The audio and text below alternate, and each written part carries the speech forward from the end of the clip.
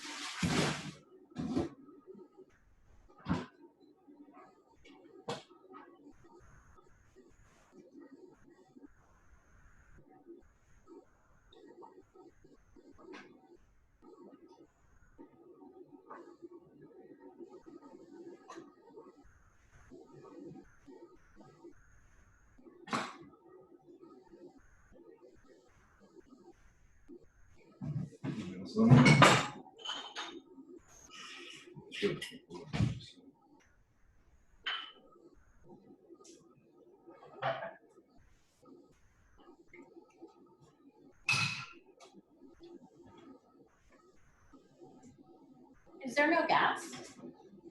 Yeah, it was gas. Remember you had to light it with a match?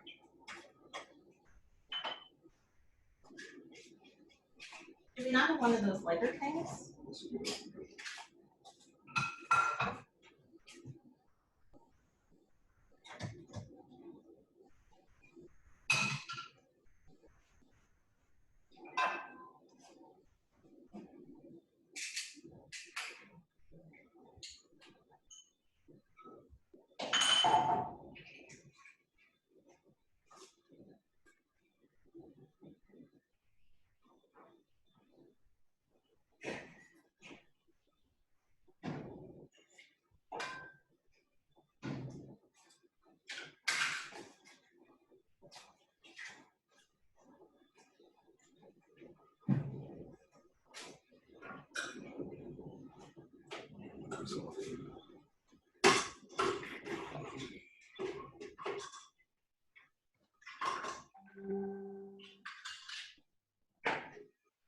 Shall I try and record this?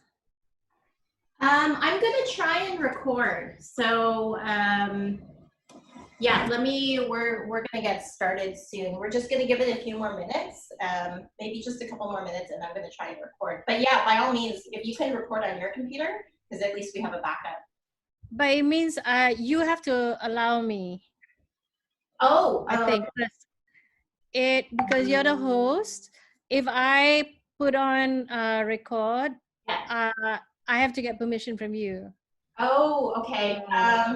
We might have to try that another time because I'm still trying. It's already recording. You're already recording. We are recording, right? Did you start the recording? I didn't start. Pause, stop recording. Oh, I can see it recording. It's Yvonne's cooking class. Yes. We're gonna. Okay, we'll be done in about an hour. It's got Okay. 6 people already. Okay. Are we recording, Dave? I'm not knowing. Okay. Yes, we are. Okay, well, that didn't work. Are you throwing dishes at Dave? She is. No, basically I'm dropping croutons because I'm in a rush because I was on conference call all morning, but anyways, it's fine. All right, we'll get I started. want in on that action. Okay, I'm just gonna get started, and I'm just gonna wash my hands first, so just give me a minute because Dave's just gonna stay there.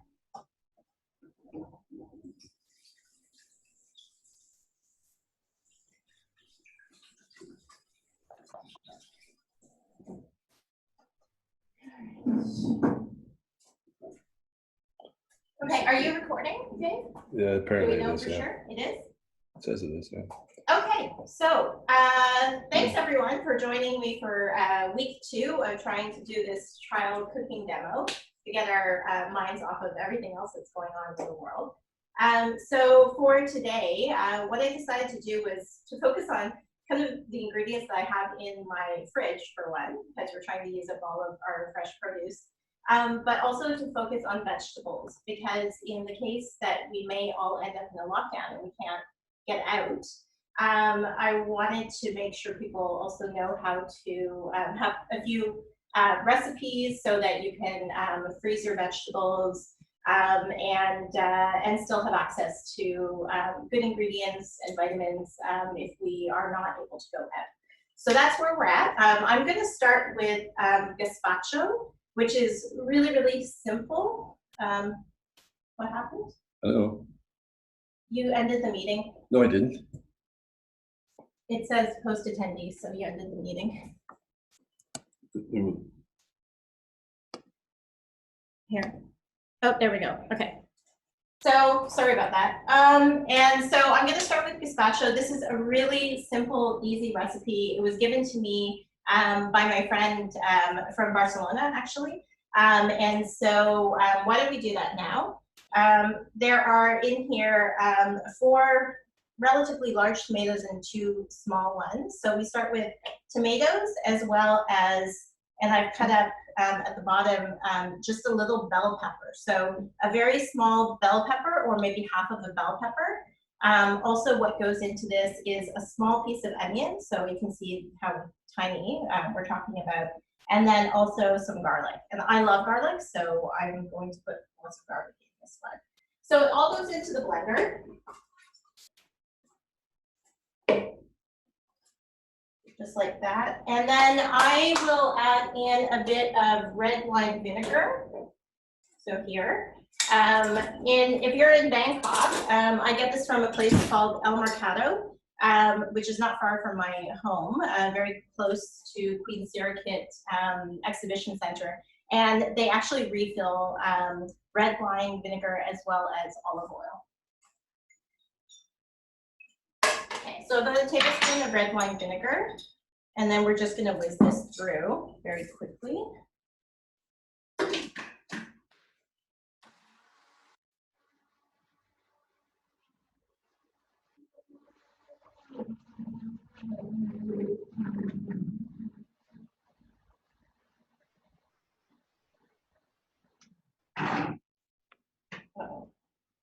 Around the corner, of course. Okay, seems like my blender is malfunctioning a little bit. And so we've got all of the vegetables there. The next step will be to add in some bread. So this is actually a couple pieces of bread that I baked last week. With us working from home these days, I'm doing a lot of baking, which is great in some ways, and Dave is not super happy about it for his own waistline, but anyway.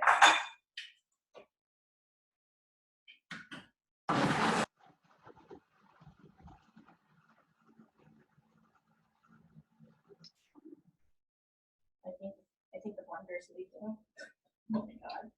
All right, so you add in the bread, and then the last step is just olive oil and then salt and pepper. So salt and pepper to taste. I think my blender is oh shoot. That's why this is a trial cooking demo. The blender is leaking. It's clearly not assembled properly, so I'm just going to do this really quickly and try and get this done. So salt to taste, really.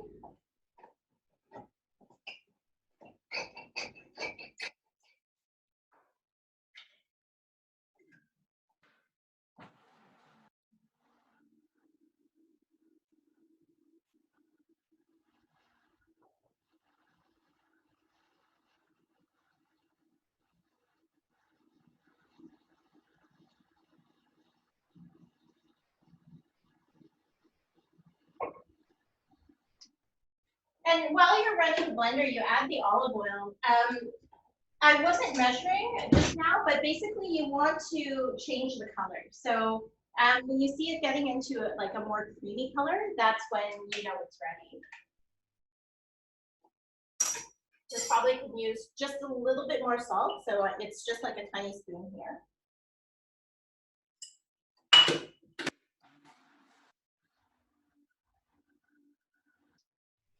Okay, and then we are done with the gazpacho. So I was talking about being able to access your vegetables.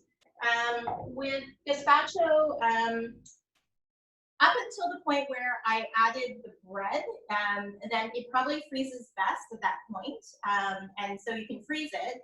And when you want to make the rest of the gazpacho, then take it out, thaw it, and then add the bread and add the olive oil. So I'm just going to try and take this out so that it's still free.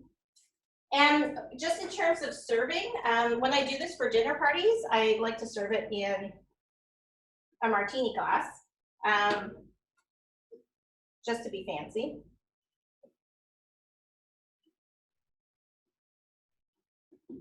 And there you go.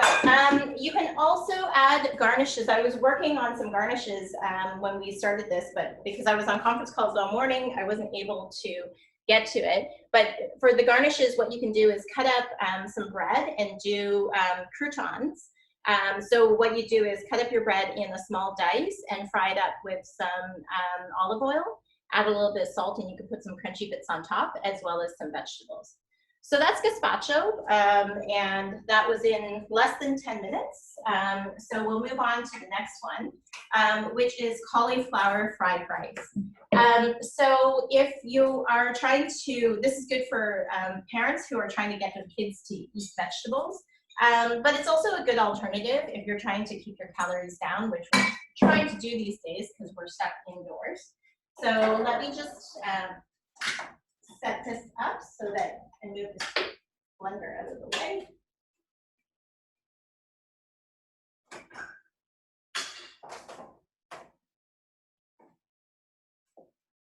All right. So the main part for cauliflower fried rice, again, you'll notice that I have the food processor out again. If you don't have a food processor, you can still get your cauliflower into little bits. It's a little harder, but once again, similar to when I was making the gnocchi last week, you can use a box grater. So just grate your cauliflower. It's going to take a bit more time. It's a bit messier, so I do prefer using the food processor.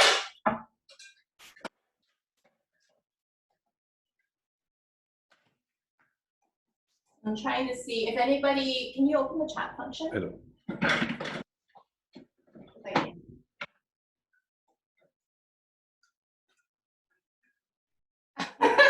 So when one of the people that was joining was saying she's happy that someone has as many small appliances on her kitchen counter as me. And this is actually cleaned up. I often have many, many small appliances on the kitchen counter.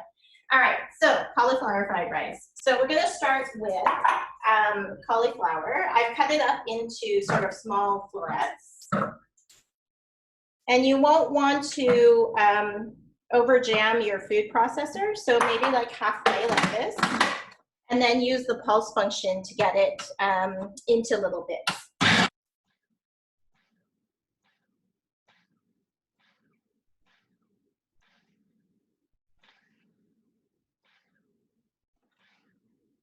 All right, so depending on if you're trying to feed this to children and you're trying to hide the fact that you're giving them cauliflower, you might want to get it into even smaller bits. It's up to you. In this case, I'm just feeding Dave, and he doesn't seem to have an aversion to cauliflower, at least not that I'm aware of. So we're just going to keep the bits a bit bigger. I'll do the second batch so you can see where you've got the cauliflower to almost rice size. Maybe this is a little bit bigger. Again, with children, you might want to process it just a bit more.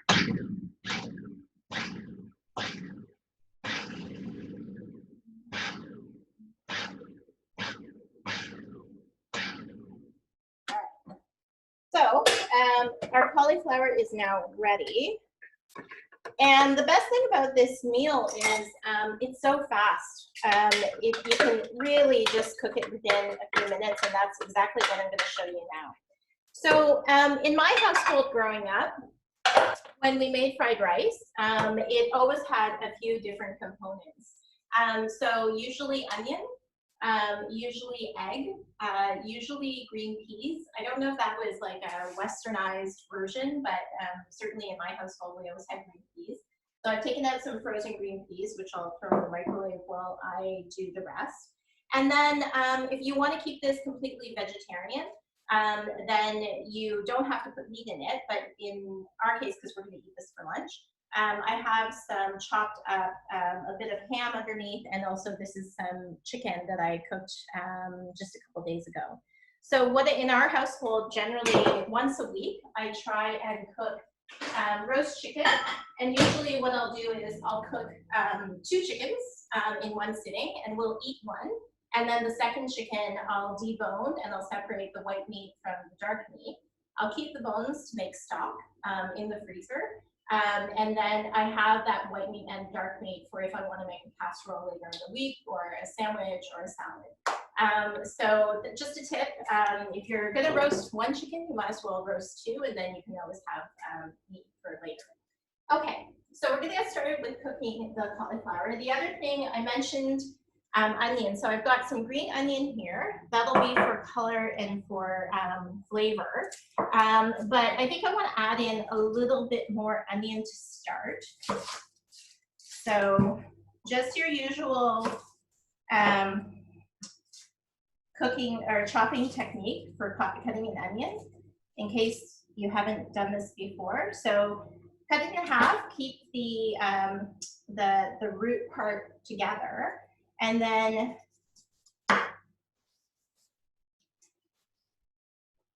you'll want to cut it horizontally. And then lengthwise like this. Sorry.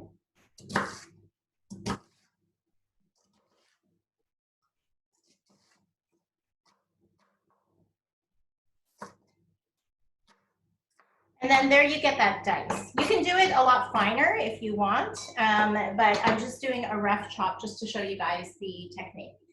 All right, so,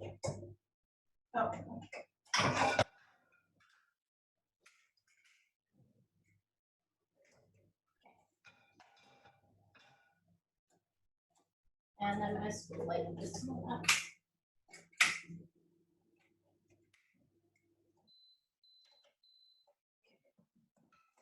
So after I make the cauliflower fried rice, I'm also going to show you guys quickly the proper blanching technique for making vegetables. So I'm getting the water started here. And just to remind you, just to save time, whenever you're boiling any water for pasta or boiling vegetables, it's always good to do it in the kettle. It saves you so much time. So I'll let that boil up, and then we're getting the pot kind of, the wok hot here. The other component I mentioned in the cauliflower fried rice is egg. Again, it's something where I think with fried rice, it's often you start with egg fried rice. And so I always have egg in my fried rice. So I'm just gonna go with 3 eggs.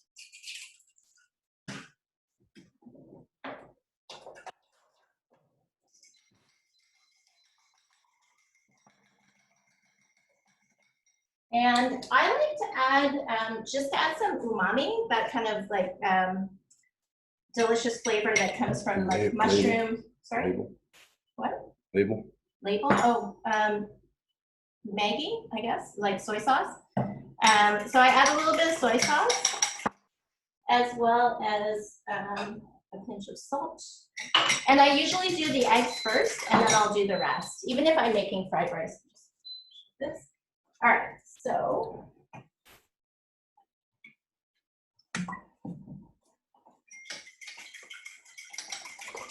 So very quickly, cooking the eggs first. And then what we'll do is we'll set the eggs aside separately after, and then add them to the cauliflower after.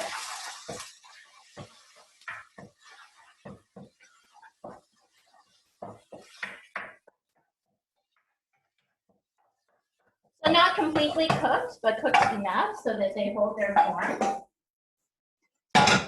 And then on to the cauliflower. So again, the wok is nice and hot now, so we're gonna add in the onion first. And the onion will flavor the oil so that you get that onion flavor throughout the cauliflower fried rice. Take out the big chunk here. All right. So you don't need the onion to be caramelized or anything like that. You just want to get it so that it's cooked and soft. At this point, I like to add a little bit of salt to season the onion. And this is a good point if you want your fried rice to be spicy. This is a good point to be adding chili flakes, because then the chili flakes will flavor the oil, and that'll help to incorporate the chili flavor into the entire dish. I think that's a good idea. You want chili? Okay. Dave has requested chili in the fried rice. If I can find our chili. There we go. It's never far away in our household, and in fact, it looks like we're almost running out, so it might be time to panic. Okay, so that's just some Thai chili. You can get that in any market here. Okay, and then we add in the cauliflower.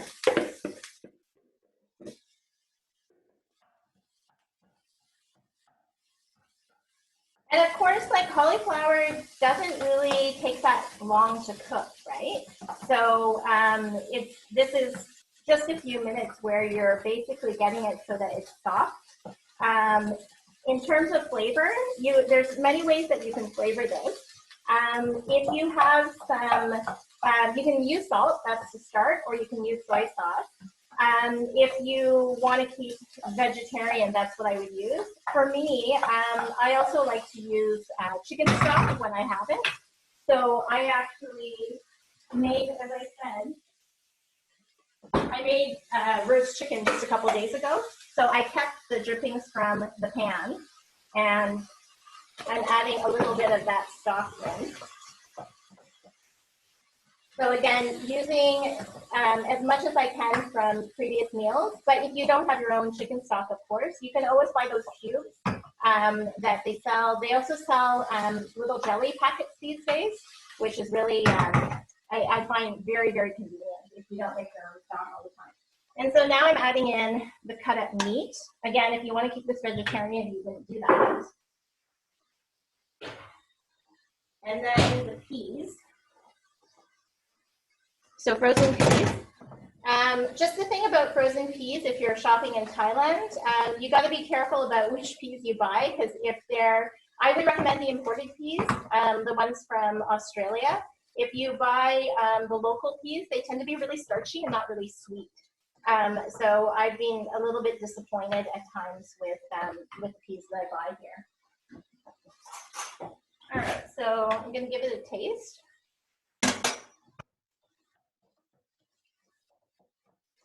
At this point, I would say I think it needs a sprinkle of salt and probably a little bit of soy, as well as a bit of sesame oil. So I'm going to do that.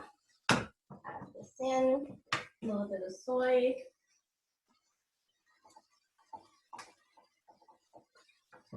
And sesame oil here.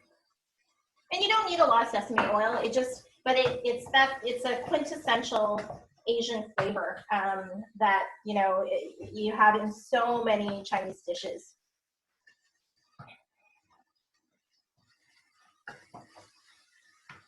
All right, so give it another taste. Okay, so we're good in terms of flavor.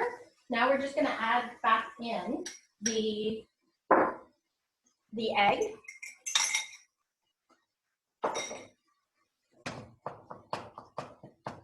And again, the egg wasn't super cooked before, but the reason being is I knew I was going to add it in again in order to finish the cooking process and get it incorporated into the cauliflower fried rice. And in terms of other garnishes for fried rice, I mean, if you don't have enough chili in the fried rice on its own, then you can also, one of the things that we always added in as a kid was sriracha. It was one of our favorite condiments growing up. Okay, the last thing I want to add in is a little bit of white pepper, because white pepper, again, quintessential in Chinese cuisine in terms of the flavor. So just a sprinkle of white pepper, but pretty much this is ready to go. And I'm watching the time because I'm trying to keep to 30 minutes. So you can see how basically you've watched me make cauliflower fried rice in about 10 minutes. Of course I had, oh, that's good. I had some things prepped, but there you go. So this is gonna be lunch for Dave and myself. I'll just set it aside for now.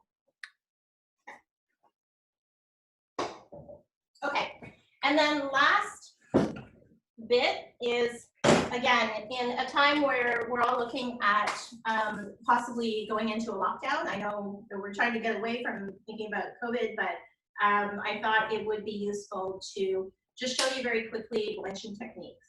A couple of weeks ago, I went to the wet market here and I bought tons and tons of vegetables and spent the day just prepping them, cleaning them out, cutting them down, and then blanching and icing them so that we would have access to vegetables in the case that we can't leave the apartment building. So that's what we're going to do now. So we've got the water boiling here. Today I'm going to do broccoli because I actually haven't blanched any broccoli yet. I'm just going to grab a bit of ice and some fresh water too. Bear with me.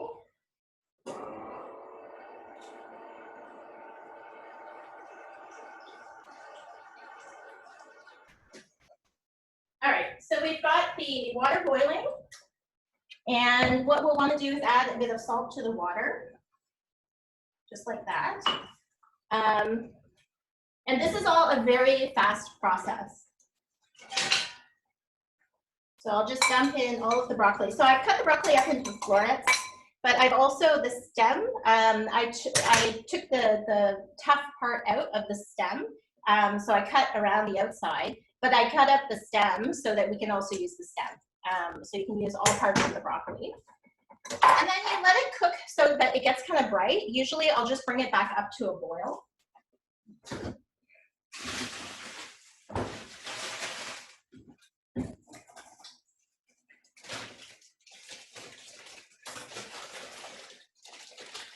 So, and then the other thing I'm doing is preparing an ice bath. Actually, this isn't very big,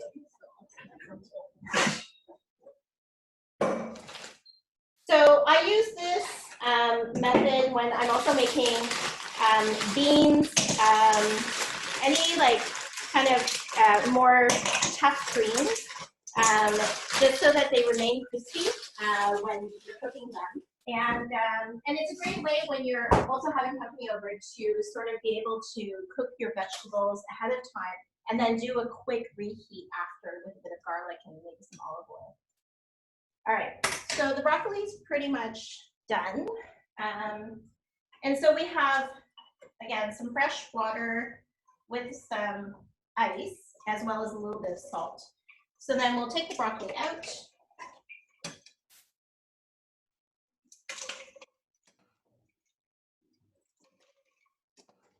Probably use a bit more water in here. I'll probably add some just after I add in the broccoli. And really what you're doing here is stopping the cooking process, right? So you don't want to overcook your vegetables. You want to keep those vitamins and all the nutrients there. So, and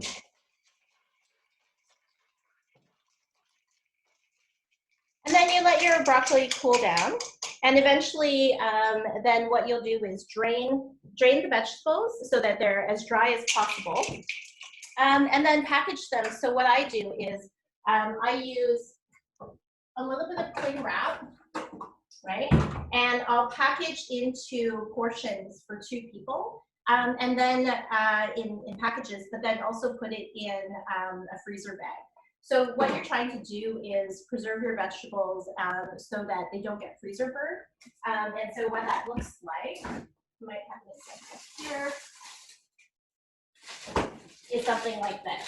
So 2 asparagus, March 21st, 2020. So I have things packaged here so that we're ready in case we can't leave the house.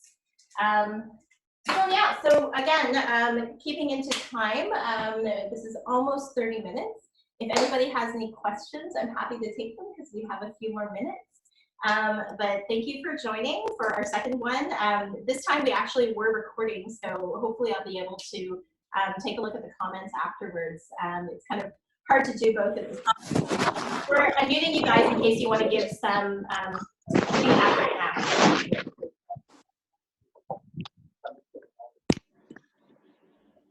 Nope.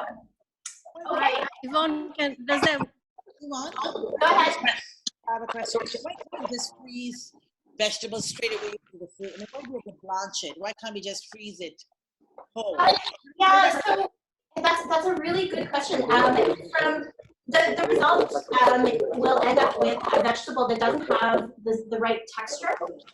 So there is something that in the process of cooking it, you end up being able to preserve the vegetable more. But honestly, Ivy, I haven't researched that as much. So let me do a bit more research. You know, I can even do an experiment and freeze a piece of broccoli.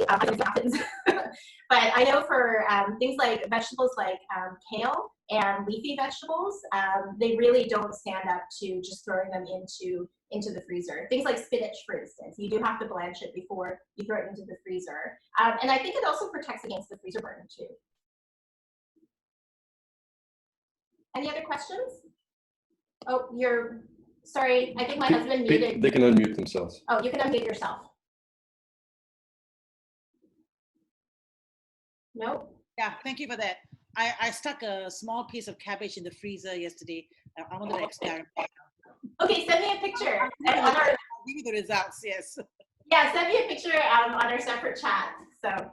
Okay, we'll do that. We'll do that. All right. Because if you buy too much, you know? Yeah, they don't sell you portions for one person. So I know. That's always the challenge for sure. All right, guys. I'll try the soup. It's great. Yeah, that one's really, it's so healthy and it's for me, it's a bit of comfort food, but it's so easy to do. And often people think it's really fancy. So it's our little secret. Okay, so if there's no more questions, then we'll sign off and we'll end the meeting. Thanks for joining, and we'll try to do this again next week at the same time. Thank you very much. I'm hungry. I'm going for lunch now. I am. You're great. We love you. And the cameraman is gorgeous. Oh, don't let it get too Yeah, far. that's time to end the meeting. All right. Thanks, guys. Dave's gonna end the meeting.